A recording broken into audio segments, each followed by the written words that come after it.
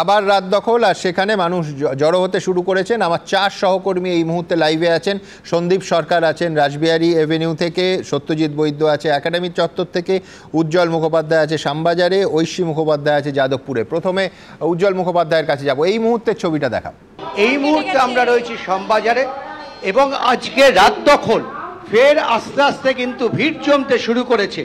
মূলত আজকে এই যে রাত দখলের কর্মসূচি, অভয়া মঞ্চ থেকে শুরু করে বিভিন্ন সংগঠন তারা কিন্তু আজকে এই কর্মসূচি নিয়েছে এবং মূলত রাত 10টা সাড়ে 10টার পর থেকে সারা রাত ধরে শ্যামবাজারের মোড়ে তারা কিন্তু রাত দখলের কর্মসূচি করবেন এবং বিভিন্ন জায়গায় এখন ছোট ছোট করে বিভিন্ন পাড়ায় বিভিন্ন অঞ্চলে গলিতে সেই রাত দখল চলছে এবং তারপর গোটা রাত দখলের এই উত্তর কলকাতা বা এই অঞ্চলের যারা রয়েছেন তারা কিন্তু জড়ো হবেন শ্যামবাজারে এবং কালকে সকাল 6টা পর্যন্ত এই কর্মসূচি চলবে। দেখো আজকের এই কর্মসূচিতে এখানে বিকেল থেকেই উপস্থিত আছেন তামান্নার মা এবং কিছুক্ষণ আগে তার সঙ্গে আমরা কথা বলছিলাম। তিনি বলছিলেন গত বছর এই দিনটাতে তিনিও রাত জেগেছিলেন, কারণ নির্যাতিতার এই যে ধর্ষণ এবং খুনের যে অভিযোগ যাকে কেন্দ্র করে উত্তাল হয়েছিল রাজ্য, সেই রাত জাগার কর্মসূচিতে কিন্তু তিনিও ছিলেন। আর আজকে যখন তিনি শ্যামবাজারে রয়েছেন তখন কিন্তু শুধুমাত্র আরজি করের নির্যাতিতার না, তার মেয়ের নামটাও কিন্তু এখানে যুক্ত হয়ে গেছে। অর্থাৎ গোটা রাজ্যের মানুষ আজকে যেখানে রাত জাগবেন, প্রতিবাদ জানাবেন, সেখানে কিন্তু আরজি করের পাশাপাশি এই ছোট্ট মেয়েটার নাম, উজ্জ্বল তার পাশেই রয়েছেন আনিস খানের বাবা, সম্ভবত দুজনের সঙ্গে একটু কথা বলা যায়। আরজি কর নিয়ে আজকে আপনার মেয়ের নামও রয়েছে। হ্যাঁ, আমি 1 বছর আগে যখন অভয়াকে মারা হয়েছিল প্রত্যেকটা নিউজ আমি দেখতাম, প্রত্যেকটা দেখতাম আর ভাবতাম যে কি কষ্ট দিয়ে মেয়েটাকে মেরেছে। মেয়েটার মা বাবা হয়তো কত কষ্ট করে মেয়েটাকে মানুষের মতো মানুষ করেছে, একটু মেয়েটাকে নিজের পায়ে দাঁড় করিয়েছে, একটু হয়তো ভালো থাকবে, এবার হয়তো ভালো থাকবে ওরা।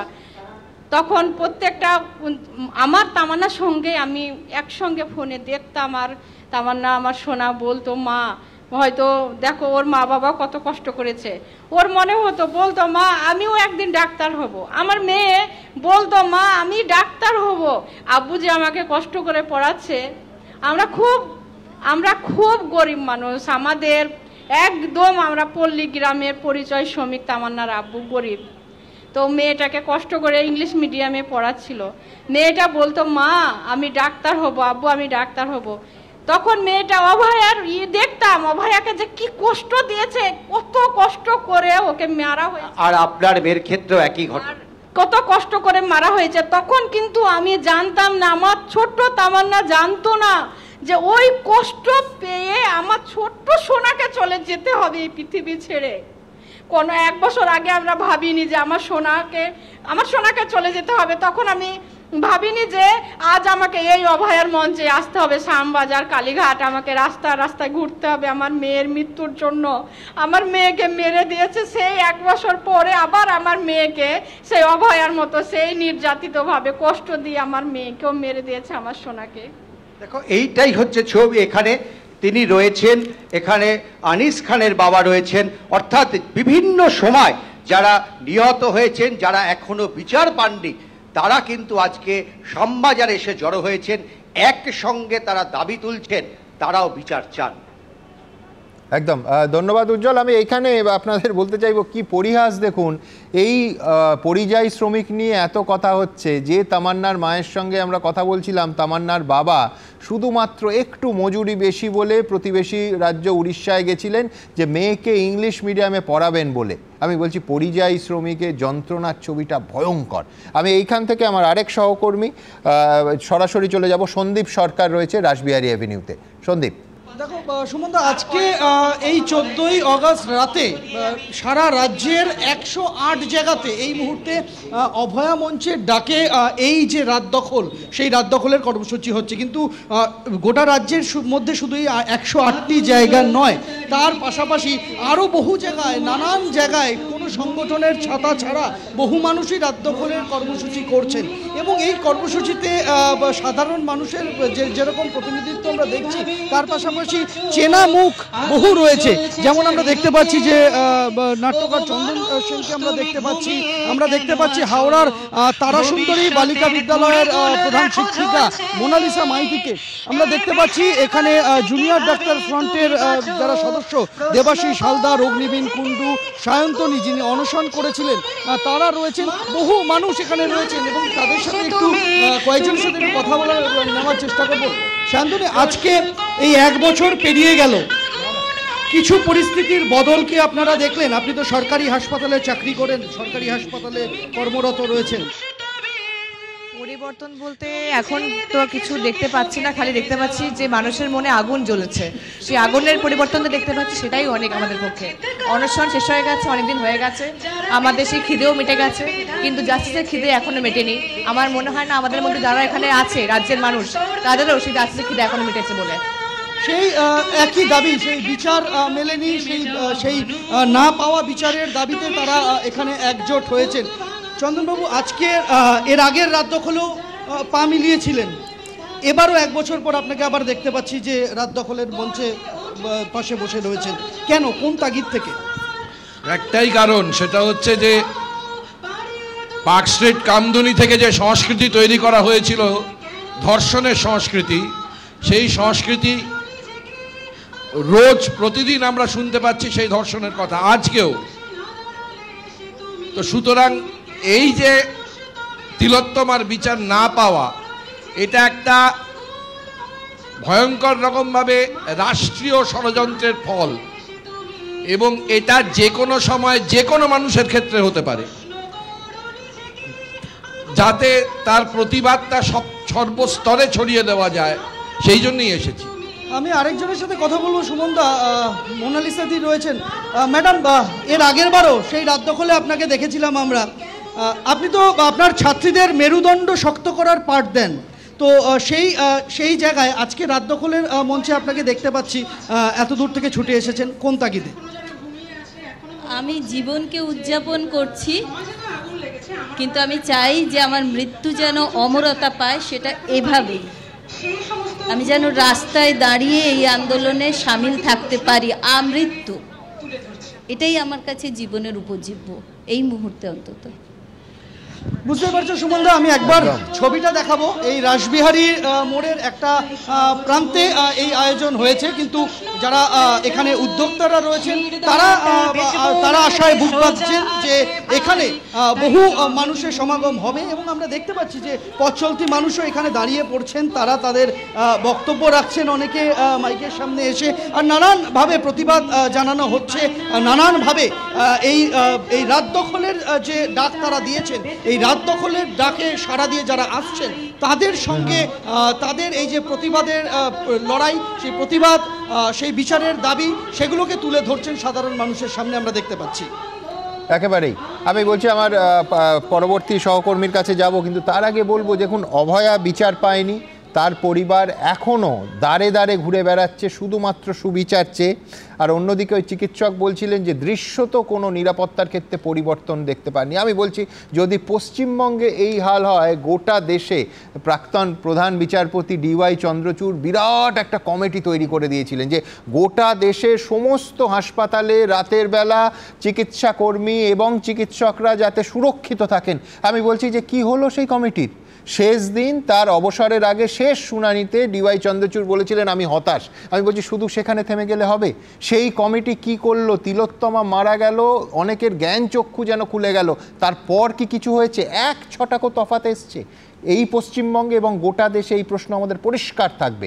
আমার সহকর্মী ঐশীর কাছে চলে যাব। ঐশী মুখোপাধ্যায় রয়েছে যাদবপুর 8Bতে। ঐশী, ওখানকার ছবিটা দেখাও।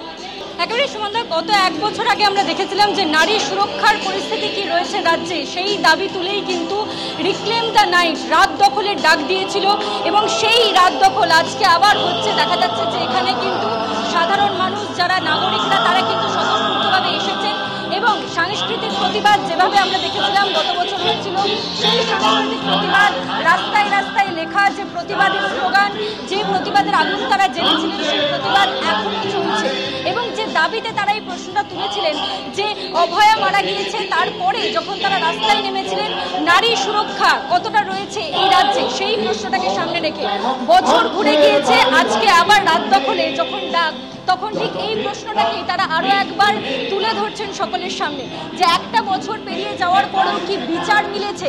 যে স্বর তারা তুলেছিলেন বিচারের দাবিতে, সেই স্বর তোলার পরেও কি বিচারের দাবি, সেই বিচার কি মিলেছে, সেই বিচার চেয়েই কিন্তু আজকে আবার দেখা যাচ্ছে যে আজকে রাত দখল এই যে রাস্তায় তারা লিখছেন, যে দেওয়াল লেখন থেকে শুরু করে রাস্তায়তে এই লেখা বারংবার আমরা দেখতে পেয়েছি। এবং তারই সঙ্গে যে প্রশ্নটা তারা বারংবার করেছেন যে নারী সুরক্ষার কি পরিস্থিতি রয়েছে। আমরা দেখেছি যে এই অভয়াকাণ্ড ঘটে যাওয়ার পরেও সাউথ ক্যালকাটা ল কলেজে একটি ছাত্রীকে কলেজ ক্যাম্পাসে ধর্ষিত হতে হয়েছে, দেখা গিয়েছে তামান্নার মতো ঘটনা ঘটেছে। এরপরেও নারী সুরক্ষার কি পরিস্থিতি রাজ্যে, এই প্রশ্ন নিয়েই কিন্তু আজকে রাত দখল। এবং সেখানে দেখতে পাচ্ছেন যাদবপুর 8B যে ছবিটা আমরা দেখাচ্ছি, এর আগেও কিন্তু যাদবপুর গর্জে উঠেছে এই প্রতিবাদ নিয়ে।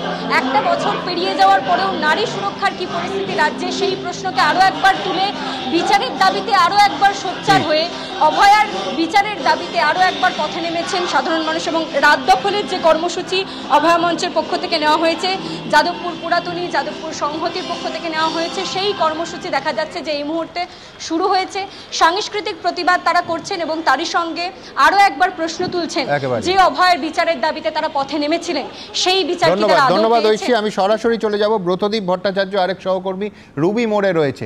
ব্রতদীপ, এক বছর আগে ঠিক এই দিনেই আমরা দুটি নজিরবিহীন ঘটনা দেখছিলাম। এক, মানুষের প্রতিবাদ, সেদিন শহর থেকে গ্রাম রাস্তায় নেমে যে অপরাধের বিরুদ্ধে প্রতিবাদ, সেই অপরাধের ঘটনাস্থল অর্থাৎ প্রিয় এবং সর্বোপরি একটি হাসপাতাল যেভাবে যথেচ্ছ ভাঙচুর চালানো হয়েছিল। এক বছর পার হয়ে গিয়েছে কিন্তু এখনো অনেক প্রশ্নের উত্তর অধরা রয়ে গিয়েছে। যেমন সেদিন রাতে কারা এবং কেন এই হাসপাতালে ভাঙচুর চালালো, এবং সব থেকে বড় প্রশ্ন কারা এই ভাঙচুরটা করালো, সেসব প্রশ্নের উত্তর এখনো পাওয়া যায়নি। আর সেই সব প্রশ্নের উত্তরের খোঁজেই আজকে ফের রাত দখলের ডাক। গোটা শহর জুড়ে কিন্তু বিভিন্ন জায়গায় অভয়া মঞ্চ থেকে কর্মসূচি করা হচ্ছে। আমি যেখানে রয়েছি রুবির মোড়, এখানে অভয়া মঞ্চর যে দক্ষিণ বৃহত্তর শাখা, তারা আজকে রাতেই প্রতিবাদ করছে। রাতভর তাদের এই প্রতিবাদ কর্মসূচি রয়েছে। দাবি কিন্তু একটাই, এক হচ্ছে অভয়ার বিচার চাই এবং তাছাড়াও মহিলাদের নিরাপত্তা সুনিশ্চিত করতে হবে। এই দাবি নিয়ে একেবারে ধন্যবাদ ব্রতদীপ। আমি সরাসরি সত্যজিৎ বৈদ্য, আমার আরেক সহকর্মী রয়েছে একাডেমি চত্বরে, সেখানকার ছবিটা দেখে নেব। সত্যজিৎ, দেখো সুমনদা, এই জায়গাতে যেখানে আমি দাঁড়িয়ে আছি অর্থাৎ একাডেমি অফ ফাইন আর্টসের সামনে রানু ছায়া মঞ্চ, তুমি দেখতে পাচ্ছ যে এই জায়গাতে কিন্তু গত বছর তোমার মনে থাকবে যে গত বছরও ঠিক একইভাবে গর্জে উঠেছিলেন এই জায়গায় সাধারণ মানুষ, জমায়েত করেছিলেন এবং রাত দখলের ডাক দিয়েছিলেন। ঠিক একইভাবে আজকের দিনে সন্ধে থেকে এখানে জমায়েত লক্ষ্য করা গিয়েছে।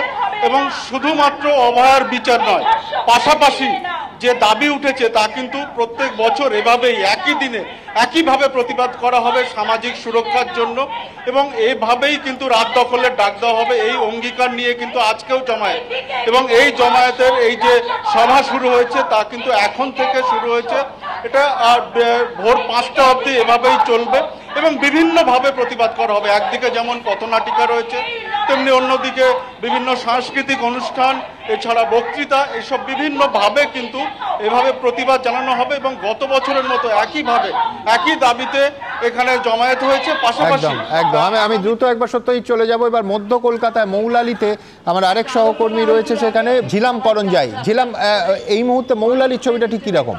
একদমই মৌলালিতে তার যে চৌমাথা তার ঠিক এলাকায় আমরা দেখতে পাচ্ছি সাধারণ মানুষ যারা এখানে প্রতিবাদ করতে এসছে রাত দখলে, তারা ইতিমধ্যে জড়ো হচ্ছে একে একে এবং এখানে তাদের বক্তব্য রাখছে। তাদের সঙ্গে কথা বলবো এবং কথা বলে তাদের কি উদ্দেশ্য, তারা কি করবেন সেই পরিকল্পনা নিয়ে যাবেন।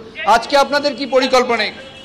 আমরা আজকে বিভিন্ন জায়গায়, আজকে সারা রাজ্য জুড়েই আজকে 14ই আগস্ট সবাই মিলে আজকে রাত দখলের কর্মসূচি পালন করছে। মৌলালিতে কি করবেন আপনি? মৌলালিতে আমরা আজকে এখানে আমাদের সভা শুরু করেছি। এই সভা চলাকালীন আমরা আরও মানুষ, এই অঞ্চলের মানুষ সেখানে পার্টিসিপেট করবেন। তারপরে আমরা কিছুক্ষণ বাদে এখানে আমরা মোমবাতি প্রজ্বলন করব এবং আমরা সবাই মিলে মশাল আমরা জ্বালাবো। কারণ এই 14ই আগস্ট যে মশাল জ্বলেছে গত 2024 সেই মশালকে জ্বালিয়ে রাখতে হবে যতদিন না পর্যন্ত অভয়ার বিচার পাওয়া যাবে। যতদিন বিচার না পাওয়া যায় ততদিন আমি সরাসরি চলে যাব সিথির মোড়ে আরেক সহকর্মী সৌমিত্র রায়ের কাছে। সৌমিত্র, সুমন্ত দেখো, এই মুহূর্তে আমি রয়েছি সিথির মোড়ে, তোমাকে সেই ছবিটা দেখাবো। 14ই আগস্ট আজকে সেই রাত দখলের কর্মসূচি এখানে নেওয়া হয়েছে। এখানে আমাদের সঙ্গে রয়েছেন চিকিৎসক নারায়ণ বন্দ্যোপাধ্যায়, তিনি রয়েছেন, এবং মঞ্চে রয়েছেন পরাণ বন্দ্যোপাধ্যায় অভিনেতা। আবার তুমি দেখতে পাচ্ছ তার উদ্যোগেই এখানে রাত দখল কর্মসূচি শুরু হয়েছে। আমি প্রথমে নারায়ণবাবুর সঙ্গে কথা বলে নেবো যে আজকে গত বছরও আপনারা করেছিলেন এই রাত দখল, আজকে 14ই আগস্টের রাত, এবং রাত দখল হবে আগামীকাল হচ্ছে স্বাধীনতা দিবস। তার আগে 1 বছর অতিক্রান্ত হয়ে গেল, অভয়ার সেই বিচার তো এখন অধরা। এটা তো আমরা কেন, আমার তো মনে হয় বর্তমান সাংসদরাও বলছেন, আমি তো বলতে পারি চিরঞ্জীব এবং রচনা ব্যানার্জি দুজনেই বলেছেন অভয়ার প্রকৃত বিচার হয়নি। আমরা জানি প্রকৃত বিচার হয়নি। প্রকৃত বিচার যতদিন না হয় আমরা নাগরিকরা, সিথির নাগরিকরা আমরা বলেই যাব যে যাতে সঠিক বিচার হয়। তুমি শুনতেই পেলে যে তিনি চিকিৎসক যেমনটা বলছেন যে 1 বছর হয়ে গেছে, অভয়ার বিচার এখনো পর্যন্ত অধরা রয়েছে। তারা যতদিন পর্যন্ত না এই বিচার হবে ততদিন পর্যন্ত এই রাস্তায় থাকবে, যতদিন পর্যন্ত যতবার এই রাত দখল করতে হয় তারা সেই রাত দখল করতে প্রস্তুত। আমি এবার কথা বলে নেব পরাণ বন্দ্যোপাধ্যায়ের সঙ্গে। 1 বছর হয়ে গেছে, এখনো পর্যন্ত রাত দখল গত বছরও করেছিলেন, আপনি এই সিথির মোড়েই হাজির ছিলেন। এবছর সেই 14ই আগস্ট আরও একটা রাত দখলে আপনি সিথির মোড়ে রয়েছেন। অভয়ের বিচার এখনো পর্যন্ত অধরা, কি বলবেন? সবাইকে আমার প্রাণের অভিনন্দন। আসলে একটা কথা, ওই যে দাড়িওয়ালা মানুষটা, আমরা সবাই যাকে বিশ্বকবি বলে, তিনি বহু যুগ আগে থেকে বলে গিয়েছিলেন প্রতিকারহীন শক্তের অপরাধে বিচারের বাণী নীরবে নিভৃতে কাঁদে। বহু যুগ আগে বলে গিয়েছিলেন। তাই প্রশ্ন করেছিলেন ভগবানের কাছে, যাহারা তোমার বিষাইছে বায়ু নিভাইছে তবু আলো, তুমি কি তাদের ক্ষমা করিয়াছ? তুমি কি বেসেছ ভালো? ভগবান উত্তর দেয়নি। যুগ যুগ ধরে এই প্রশ্ন করা গেছে ভগবানের কাছে, কিন্তু তিনি এর উত্তর দেননি। কিন্তু আজকে, কারণ ভগবান নীরব, চিরকালই ভগবান নীরব। মানুষই তো ভগবান তৈরি করেছে, সুতরাং মানুষের প্রশ্নের উত্তর ভগবান দিতে পারছে না। কিন্তু আজ এই যুগে, নতুন দুনিয়ায় মানুষের ভগবান জাগছে, এবার উত্তর পাওয়া যাবে।